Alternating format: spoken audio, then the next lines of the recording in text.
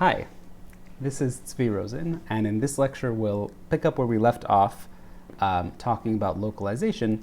This time we'll talk about functorial aspects of localization as well as local properties, defining what those are and looking at a few examples. Let's start by observing that localization is a functor from the category of A modules to the category of S inverse A modules. So just a little bit more context. So if A is a ring and S contained in A is a multiplicative subset, we can define S inverse A as the localization of of A at S.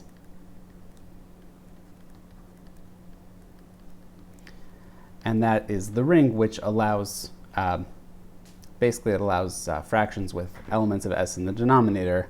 It's a bit of a generalization, but that's the rough idea. So that's the first part of this. If M is a module over A, okay, or put more concisely, M is an A module, then we can form the localization of M, S inverse M, would then be an S inverse A module.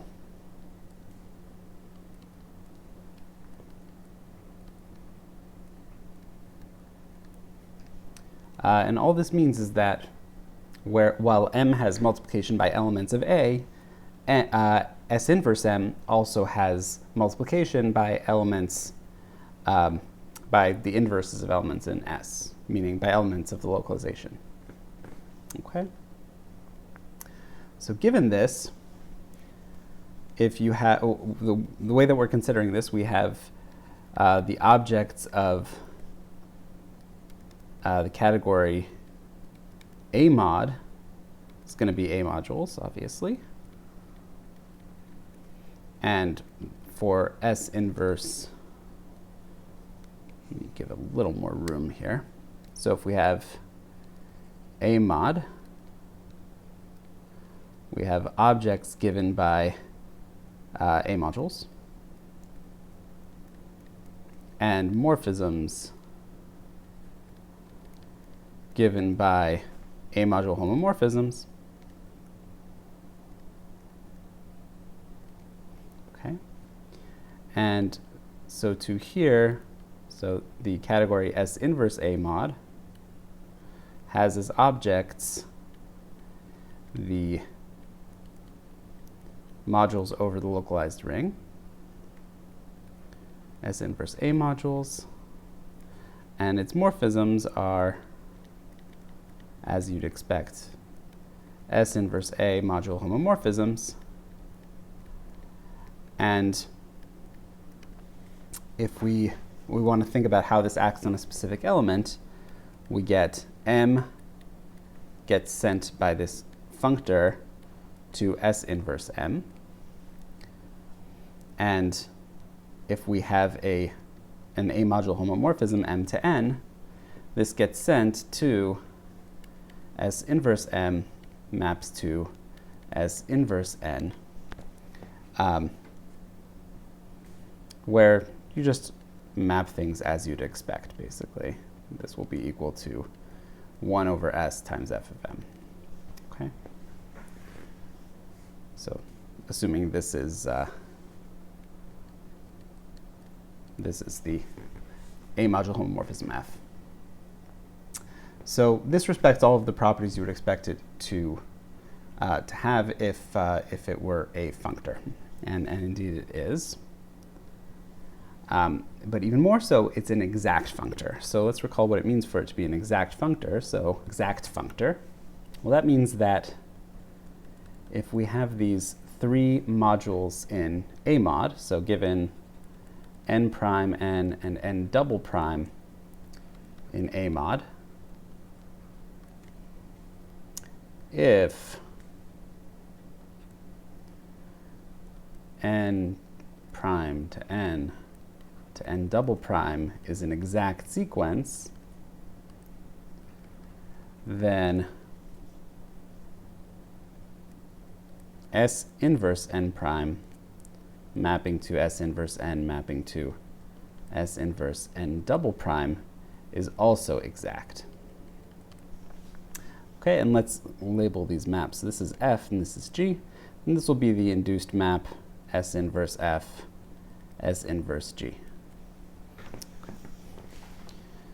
So you'll notice we typically have a short exact sequence with zeros on either end, but when we're trying to show that something is fully exact, not just left exact or right exact, we can take 3 arbitrary modules and show that it's exact at this stage of the sequence, and that'll imply the same thing for short exact sequences. Okay, so how would we go about proving this? Well, so we want to show that the kernel of S inverse G is going to be equal to the image of S inverse F. Okay, so we can do that in 2 stages. First, we can show that image of S inverse F is in the kernel. So first, let's show that way.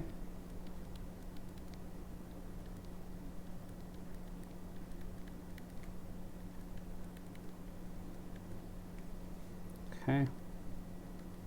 So this is part 1. And this is relatively straightforward because we know that G composed with F is equal to the 0 map by exactness of the first sequence. So that means that S inverse G composed with S inverse F, which is really just, well, how does this act? It takes x over s and, sorry, let's leave that at 0. It takes x over s and it just acts as G composed with F on X,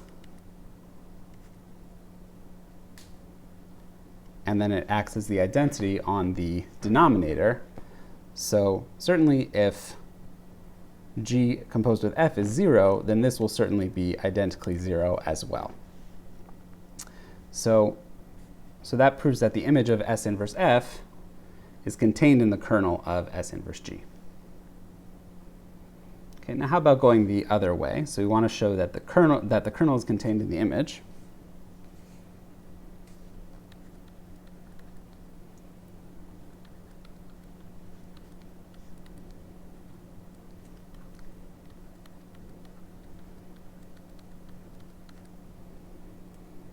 Okay, so that's step 2.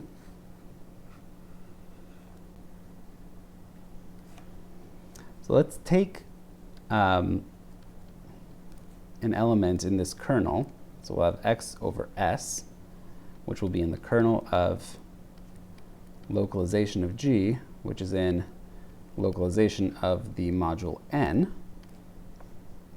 The fact that it's in the kernel means that S inverse G applied to x over s is equal to 0. And the way that the localization of G works is you just apply G in the numerator. So this is equivalent to G of x over s equals 0. Okay, and in the localization, to say that a fraction is equal to 0 means that you can multiply the numerator by something in the multiplicative subset to get 0. So that means that there exists T and S with T times G of x equals 0. But since G is an A-module homomorphism, we can do G of Tx equals 0, which means that Tx is in the kernel of G.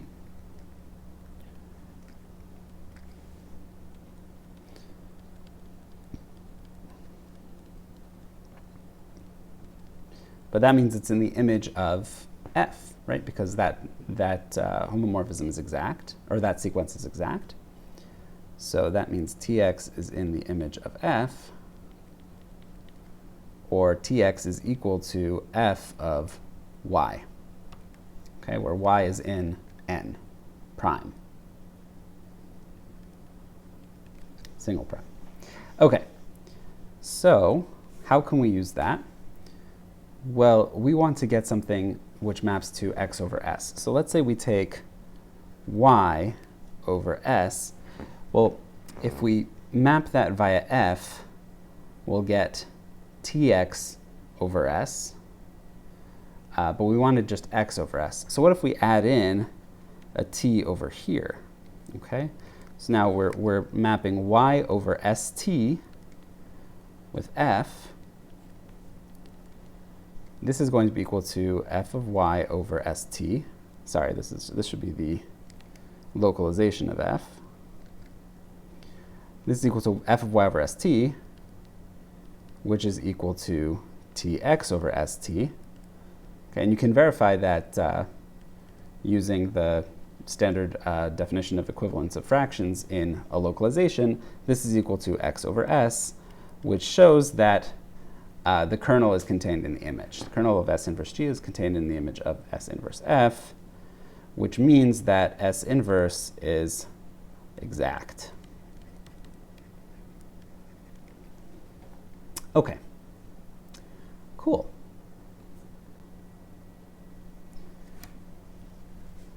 So taking a module and taking its localization at S, in particular looking at S inverse M in the way that we've defined it up to now, which is just the set of elements of the form M over S, where M is in M and S is in S, with the standard equivalence relations for such fractions. This is going to be the same as if we had just tensored it with S inverse A over A. Okay, so we're going to claim that S inverse M is actually isomorphic to M tensor over A with S inverse A. So that, in fact, the localization functor that we've been talking about from A modules to S inverse A modules is actually just an instance of tensor product. Okay? So how would we demonstrate this? Well, we're going to construct a map f from M tensor A, tensor over A with S inverse A to S inverse M, and we're going to show it's an isomorphism.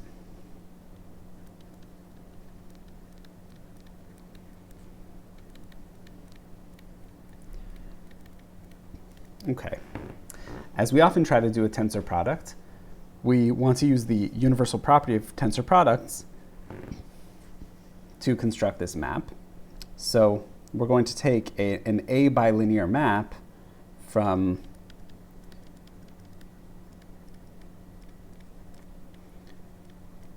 M cross S inverse A to S inverse M, and the way that this map will work, just take a module element, and we'll take an element of the localization, and it will multiply them. Okay? Pretty straightforward. Certainly AM is a module element, so that fits squarely into the module that we described. So we want to show that, so given that we have an A bilinear map, and just by scaling each of the factors by A, you can see this is A bilinear. That implies that you can factor this through the tensor product. So there's a unique map f prime from the tensor product, which agrees with f.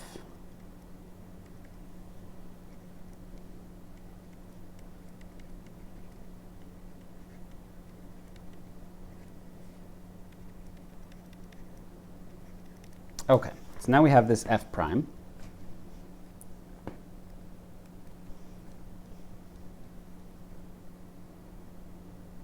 Okay, so how do we show that f prime is an isomorphism? Well, first we can show it's surjective.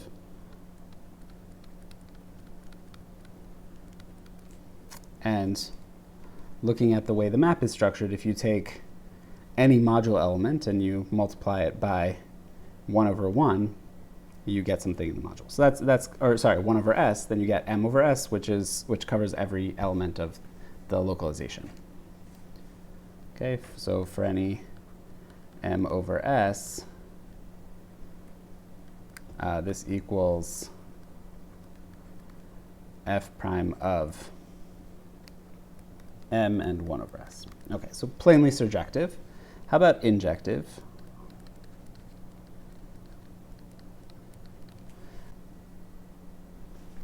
How do we prove that f prime is injective? We take an arbitrary element x in m tensor the localization over a. So this will have the form a finite sum of elements that look like m tensor a over s. But because we're summing, we have to index all of these. So let's make it mi tensor ai over si. Okay. Well, the fact that all these denominators are different makes our lives a bit more difficult. So we're going to switch this. We're going to put everything over a common denominator. So we'll have mi tensor aiti over s, where s will be equal to the product of all of the si's up to n, and ti will be equal to the product of the si's, or the sj's, j not equal to I. So you just skip the ith factor, okay? So plainly that's still in our ring, so it belongs in the numerator, and s is still in the multiplicative subset. Okay, so we can scale our, we can use the a bilinearity of this to move factors from a from the right-hand side to the left-hand side, right? Because this is tensoring over a. So this will be sum from I equals 1 to n of aiti mi tensor 1 over s. But now we can use the distributive property of the tensor product to say that this is equal to the sum from I equals 1 to n of aiti mi all tensor with 1 over s. Okay, so this was chosen pretty generally, so it's enough to say that x will be of the form m tensor 1 over s. Okay. So if we can show that m tensor 1 over s maps to 0 only if it's equal to 0, then that shows that this is injective. So consider f prime acting on m tensor 1 over s. This is going to be equal to m over s. Okay. If m over s is 0, that implies that there's a t in our multiplicative subset with tm equals 0, such that tm equals 0.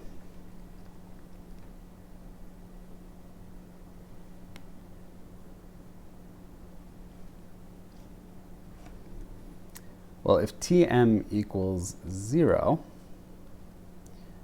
then what does that say about m tensor 1 over s?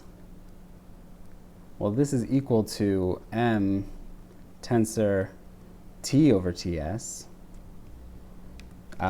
just by equivalence of those fractions. But that's equal to tm tensor 1 over ts by the a bilinearity. But now that we have tm, that equals 0 tensor 1 over ts, which is just equal to 0. So that implies that f prime is injective, and that the map from the tensor product to the localization of the module is in fact an isomorphism. So in general, when we talk about localization at S, we're really talking about tensoring with the localization of the ring. But a corollary of this, based on the fact that localization is exact, is that S inverse A is flat as an A module. Right? Because if tensoring with a module is exact, that module is flat. Okay? Great. So now we've spoken about the functorial aspects of localization. Now we talk about local properties. Okay, so let A be a ring and M an A module. Okay. And recall that localization at A prime P denoted by MP is equal to the localization at S of M, where S is the multiplicative subset given by A leaving out P. Okay? So when you think about what makes a prime ideal prime, specifically multiplying two things outside of the prime ideal never lands you inside of the prime ideal, that means that the complement of a prime ideal is a multiplicative subset. A property P is said to be local if M has property P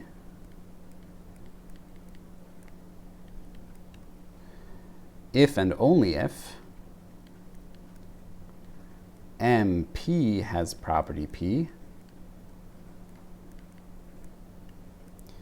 for all P prime. Okay. So this is saying that to check this property, it's enough to check it at all of its localizations. Okay, that's a local property.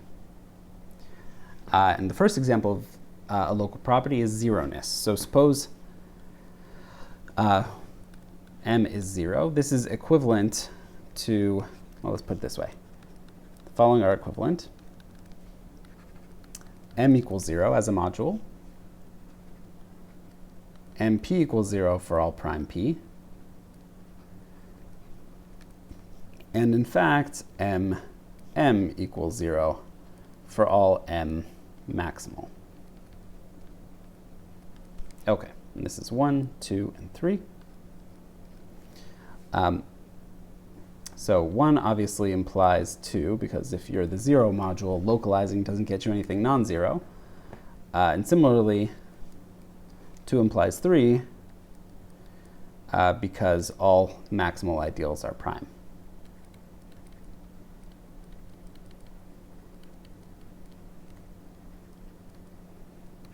Okay.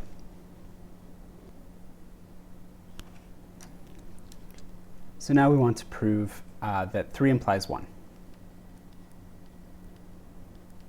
Okay, so suppose not.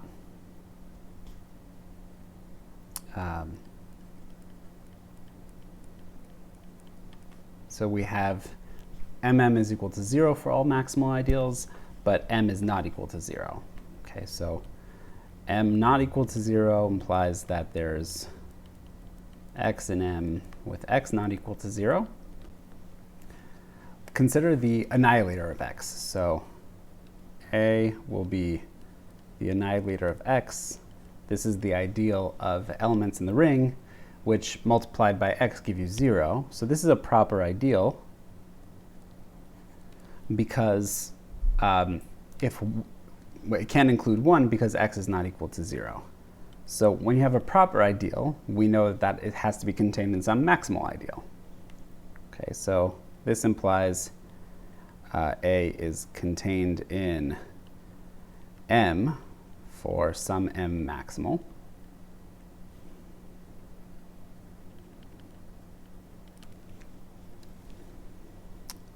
Okay, so now let's think about what happens to x when we localize at M.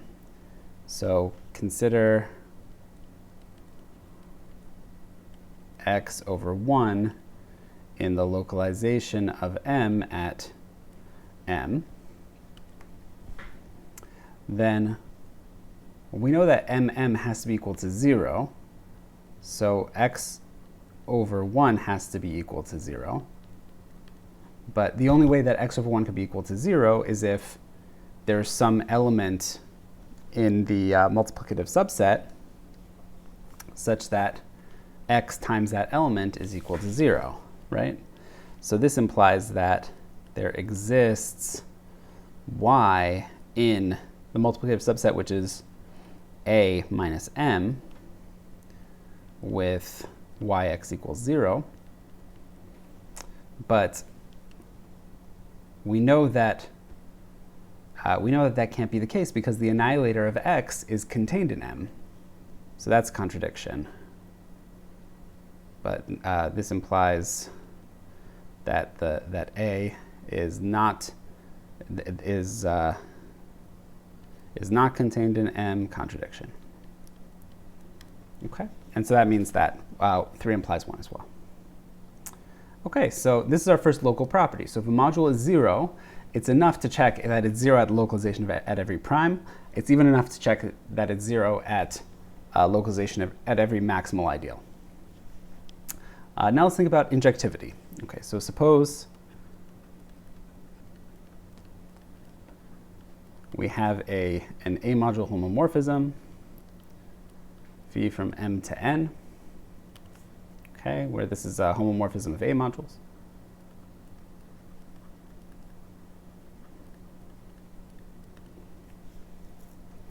Okay, and suppose this is injective.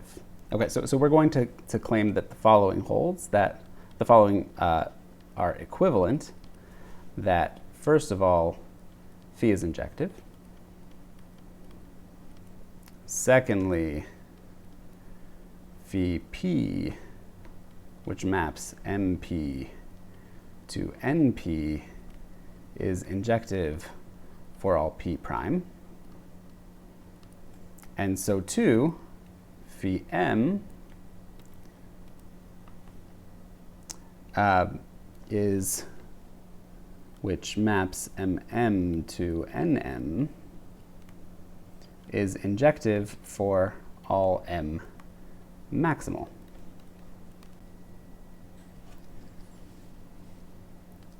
Proof. Well, to go from 1 to 2, this is the same as saying that 0 to m to n exact implies that the localization 0 to mp to np is exact, but that's exactly what we know to be true about localization as a functor, that it's exact. Okay, so that's certainly true. 2 implies 3 is obvious, maximals are prime. As for 3 implies 1, so here we want to use the fact that we have the following exact sequence. So kernel of phi maps to m maps to n.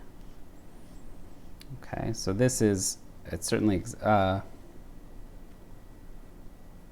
it's certainly exact because the image of this injection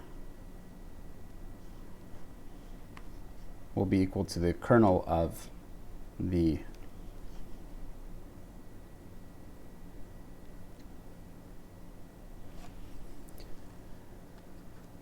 prove that 3 implies 1. So we first note that the sequence 0 to kernel of phi to m to n, okay, where this is phi, this is an exact sequence.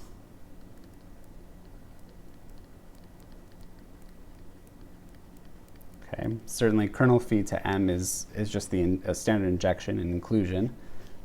So the sequence is exact at kernel of phi. In terms of exactness at m, so we want the kernel of phi to be the image of the injection coming in from before, but obviously that's just the kernel of phi. So this is trivial.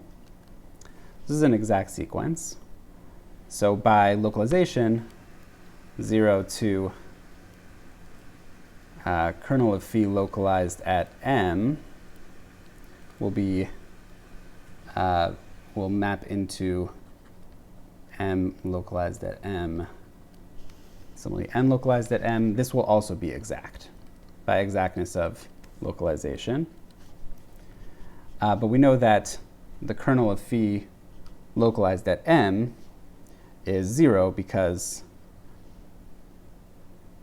so there's a short note here that this is indeed equal to kernel of phi m, which is the localization of phi to m.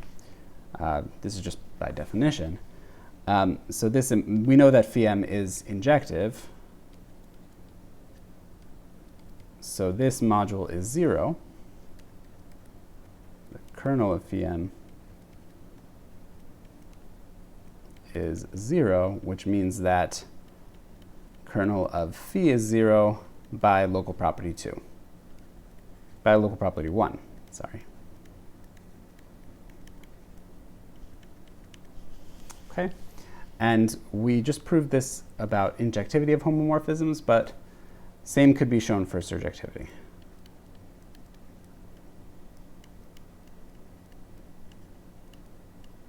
And the argument is actually quite similar. You just apply exactness and use also the first local property. Okay, finally flatness. So let A be a ring, M an A module, and then the following are equivalent. So first, M is flat as an A module, or let's just say it's a flat A module. 2, M localized at P is a flat A localized at P module for all P prime. And third, M localized at M is a flat A localized at M module for all M maximal.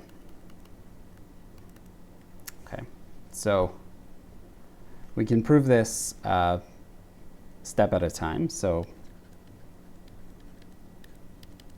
if we have 1, wanting to show it implies 2, to prove 1 implies 2, it's enough to note that MP is just equal to M tensor AP over A. And we know AP is flat. So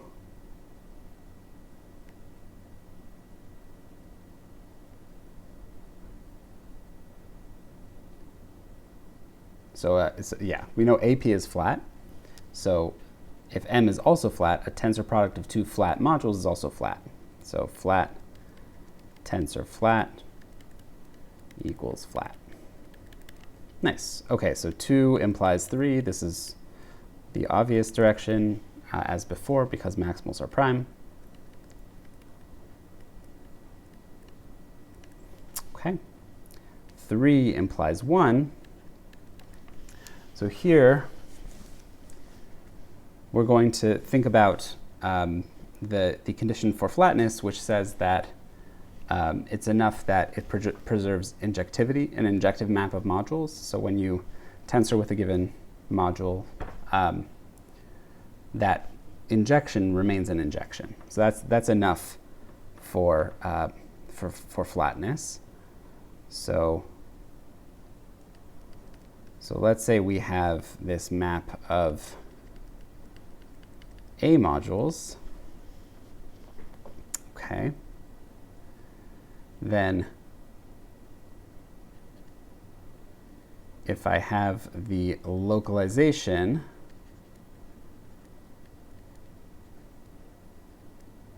so this will also be injective.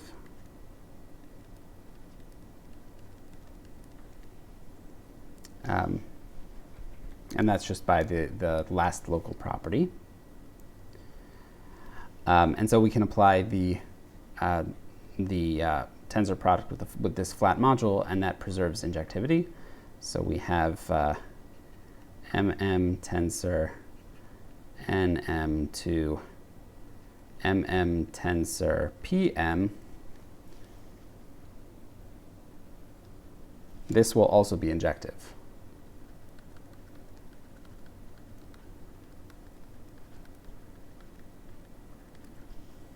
Okay. So now we're going to use the following fact, which was proved earlier in the section, that mm tensor nm is equal to m tensor n. We should probably include the ring here because there's room for ambiguity. So this is over am, nm. This is the same as tensor with a followed by localization at m. Okay, so just applying that isomorphism, let's call this an isomorphism. This implies that m tensor a n m mapping to m tensor over a p m. This will also be injective because both of these are isomorphic to the modules in the previous line. But then that will imply that this is an injection by local property 2.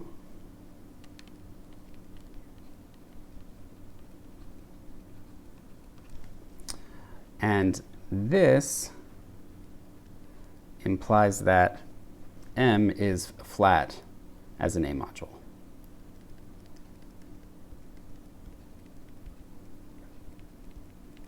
Okay, so those are three properties that it's equivalent having the property on for the original module or for having the property at each of its localizations. Okay, so we'll have lots of fun with localizations as we go forward in the course. Thank you so much.